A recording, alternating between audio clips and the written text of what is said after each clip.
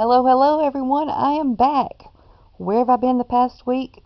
Cleaning up my disaster of a craft room. Today I'm going to show you what I did, and then I'm also going to show you a Trash to Treasure Valentine sign I made. So stick around.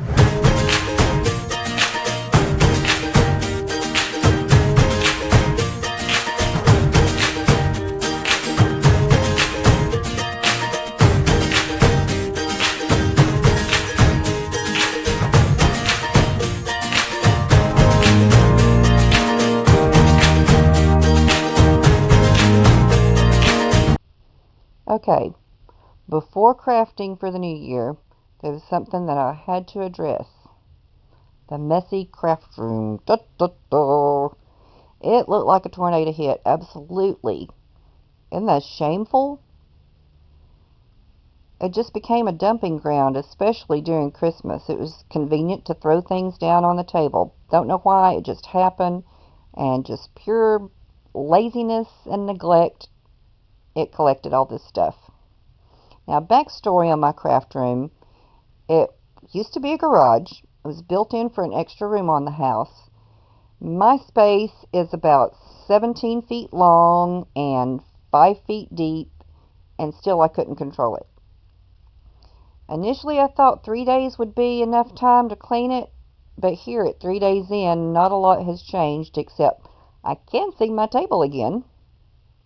It took me 8 days to clean the craft room, but I'm so glad it's over now. I've got all my tools in that dresser.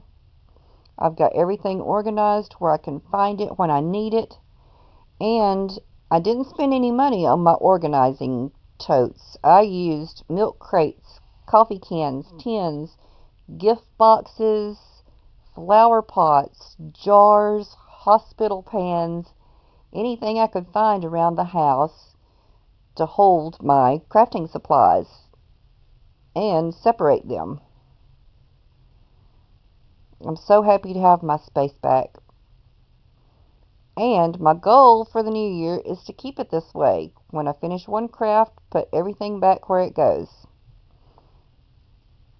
Y'all hold me accountable on this. I'm going to try my best. Oh, and also there's nothing on the floor. Only one tote under my craft desk, and it's miscellaneous. We've all got to have a miscellaneous, right? Do you remember this Halloween sign?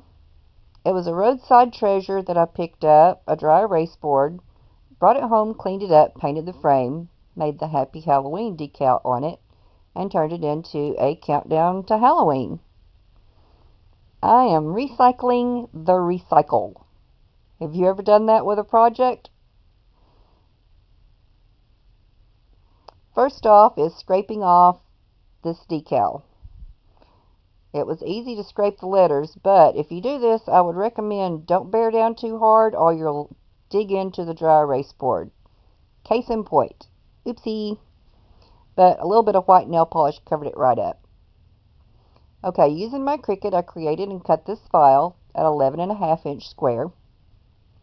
And then this one is 11 by 7 to go to the side of it. And there she is, hard at work.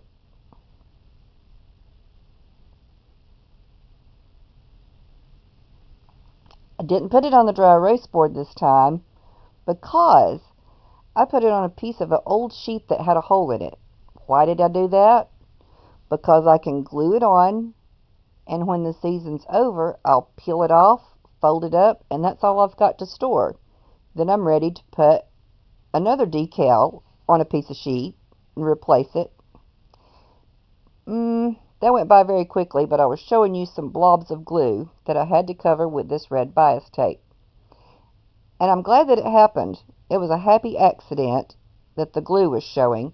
Now that red really pops against that black frame. Here it is on a gallery wall that I've started in the living room, and there will be some more things to come to add to that. I'll do my best to link these files in the description so you can make your own. No promises. And here's a sneaky peeky of what I've got coming up. So if you'd like to know what I've got going on, click the subscribe button and click on the bell. Thank you so much for watching today, and I hope you stop by again.